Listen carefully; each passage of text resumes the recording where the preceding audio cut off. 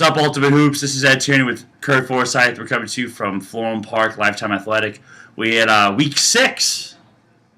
Packed week of our Ultimate Hoops, our Open Division. Kurt, Wednesday was a big night. Going into tonight, what'd you expect? I think some teams were trying to make some statements, make some new moves, try to gain some standings. I mean, there's been a lot of talk around Vivint Solar. A lot of talk. Everybody's trying to knock them off, but it hasn't happened so far. Yeah, they came into the week 4-0. We had the opening game was UOENO taking on the Little Giants. Realistically, what'd you expect tonight with that game coming in?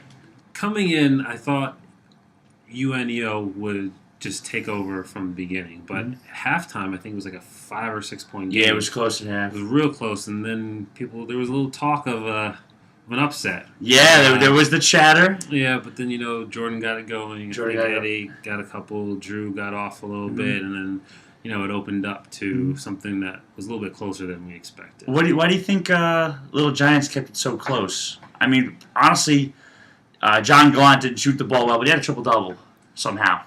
Hey, somehow he had a triple-double. He was hustling. He was grabbing boards. He was getting the assists. He was getting the putbacks. Mark had a good game, too, Palumbo. He did. The hook shot was working tonight. Yeah, the hook shot was working. It was a little off earlier this week. So UOENO, they only have one loss on the season. They win that game 83-62. The Little Giants are now 0-5. Yeah, it's a They're tough 0-5. season. It's been tough. The second place team second to last place team going to the night was Downtown. They were 2-3. So it looks like the Little Giants are headed for maybe an 0-8 stretch. Well, you never know. We'll see. Yeah. A couple seasons ago, we had a team in that. Oh yeah, that's right. That is right. Last game of the season, they pulled out a win. I guess against Eddie's team. Yeah, pretty decent team. You never know. So the middle game of the night, we had Straight Rod taking on that Downtown team. You were on that side. Talk to me about what happened. Well, it was an interesting start. It seemed interesting, yeah. Straight Raw came out. They started with a little fury here and there, and then Downtown pockets of fury. Just came on this run. I mean, everything was going off the glass. It was swishing. Had the Big E play. Had the Big equalizer. Yeah, he came out to play tonight. Yeah, Dominic Pacelli, the Big equalizer. But I think Marcus got a little thrifty on him and started getting some blocks in there. Got a little what on him? Got a little thrifty on him. Thrifty? That's what you said. Okay. And he started getting some blocks, some steals. He started making things happening. And Q came up big for them. He was grabbing boards left and right. Yep. Tough finishes, good passes, and then Roy started hitting some threes, and they ended up pulling away. But there was a moment where Downtown went on a run. I saw it. They were within single digits for a while. Now, Dominic Pacelli, the big man, he falls in love with the outside shot a lot. Did you notice that tonight? He was doing that again tonight, and I think part of that is the transition over from Berkeley to Florham Park. I think that like a foot in the 3-point line, it makes a difference. Some stretches a foot, but some stretches it's up to 3. Inches, it's more. So I think he just kind of got back into that mode tonight because at Berkeley, we're used to seeing him shoot out there, and tonight just weren't falling for him. Yeah, and also Colton McKinnon. How was his run? Colton had another big game. He had a couple of clutch rebounds. He had a putback. He was nice. Colton coming big off. Colt. Yeah. Coming off a dream week. Yeah. Well, I mean, it's not very often you'll get a player, bunch of shots, shoots perfect percentage from the field. No, and season high, I believe, career high. Career high. So Straight Raw, they have 2 losses on the season after losing twice to Vivint Solar. Yeah. I think one of their biggest pieces are missing is Kyle McPherson. Yeah, I mean, Kyle. I think everyone knew coming to the season. Kyle's a very family-oriented man, right. And I know his son, who's big into judo. Yes, Taekwondo. Nationally ranked for the youth, for the kids. Internationally. Yeah, they're going to Korea. I think they might. I don't know if they're there, but Kyle was mentioning that coming up, they were going to Korea for a tournament. So that might be But Straight Raw, in order to make that run in the postseason, they're going to need him. They definitely need him. But school will be in session, so I'm sure the little guy will be staying on the homeland. Yeah, maybe. But the final game of the night was the game of the night. People would say a lot of anticipation. Rock Nation and Vivint Solar. Rock Nation 2-3. before we even talk about Vivid Solar, what do you think about Rock Nation being 2-3? That's surprising. Honestly, I figured that they may have one, maybe two losses, but that was I was surprised to see that. I mean, even looking at the score during their game, Yeah. I saw them cutting it down. I think they were down by double digits at one point, and I saw it come down to like 5 or 4 points.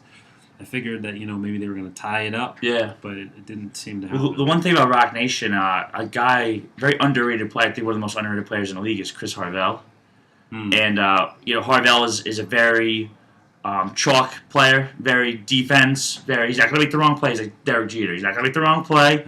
He'll hit the shots, and he's a good player. He's a high percentage 3-point shooter, and he's a smart player. And he's a motivator. Yes, the motivator. The Durant's motivator, yes. Every time I see him come in, he gets the energy up. That's very true. He looks crazy. He's screaming. He's shouting. Looks but, lunatic, he's effective. He looks like a New Jersey soccer mom yelling at the ref. But he's clearly effective. Yeah, without him, when you only have 5 guys, as Rock Nation only had tonight, Vivint Solar, they're a big team. They had a good rotation going. And there was points where Rob Sargent would be in the middle of the lane, and no way was he going to beat them tonight. He was not going to beat them because the lane was cluttered. So they really put him on the outside of the paint, made him shoot from 15, 20 feet out at times. Guay kind of was off his game. James Von B, for short, he was missing shots. Tim Corrigan was rattled a little bit. Not rattled, but they got into their heads, I think. The physicality. It was a mental game. And it's like, I'll go back to baseball. If you keep just stretching, the physicality kept getting a little bit more and more and more and more. And by the time, it was getting very physical. Technicals were being called. People were on the floor. The refs didn't let it get out of hand, but it was on that verge, and it was really frustrating Rock Nation. While Vivid Solar, that's their type of game. Right. And they didn't seem to be rattled by it. They were right at home. Unless the refs are going to call it, they're going to keep playing their game. And unfortunately to Rock Nation, they're 2-4. That's a difficult They're spot. 2-4. They've lost twice to the Monstars. They've lost to Vivid Solar, and they lost to UOENO. So, right now they are on the bottom part of the division, which is something you would never think you'd hear them say. Every game counts for me. Every game counts. But if I know something about Rock Nation, they're not going to... They'll bring their game. Not like they're getting blown out of the gym. Vivid Solar tonight, they got up as many as you said, double digits for a while, up to almost 20. It was one of those, they fought all the way back. They got up within 6, then it'd be 8, then it would be 5, then it was 9, then it was 6, then it was 7. They never could get that one possession to break it close. Right, to get over the hump. So, what do you see looking forward? I mean, you have Vivid Solar 5-0. I think You think they could? I think they've really caught everybody by surprise. I think everybody saw them. They think, and next thing you know, they're leading the league right now. Yeah. So I think everybody's got to step it up. You think they can go 8-0? More importantly, though, they get the opening round bye. You think they can go 10-0 in the championship? I think if teams don't step up the physicality, I think they're going to be 10-0. I know a lot of teams said UOENO has a good chance to knock them off. I don't think so because I think they're not as physical. I think the only teams that could really hang with them would be the Monstars and Rock Nation because of the phicality they bring. The thing about UNEO is that when they're on from the outside, it's unbeatable. It's very difficult. They're to unbeatable. That gap, because you're coming down, you're getting 2, but they're coming down and they're answering with a 3, and before you know it, that's what happened to when they played Vivint Solar. They closed that 20-point gap. In no time. But as we know, Vivint Solar can play some defense. So by doing so, maybe that takes them off their game. You have some of their players, not to name any, but to bark at the officiating crew. And you know what? Rob Sargent got hit up with a tech, and at that point, Vivint Solar took a couple of shots. They got the ball. Game seemed to be over. Those techs, you're frustrated, but those seem to be momentum killers. Oh, it's points. It's the ball. It's a momentum swing. It's a momentum killer. If they were climbing back, and all of a sudden he gets teed up. He wasn't happy with the way he was being officiated. But I feel like in every rec league, I deal with this in New York a lot, and I know from all your experiences in rec leagues, big guys are treated differently than little guys. Big guys, if there's 2 big guys going at it, be prepared to be sore. It's a physical game. Yeah. It's you're gonna be sore, just because you don't get that foul doesn't mean you just got to deal But, with it. it goes both ways. You get hit with the elbows, you throw the elbows. Exactly. At the end of the night, it all equals out.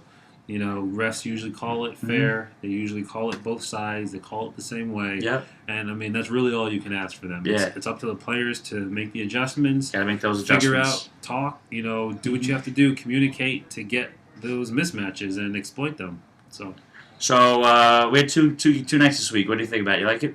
2 nights? I love it. We got 2 nights next week. Hey, it's Basketball City. Basketball City in New Jersey. For Kurt, I'm Ed. Have a good night.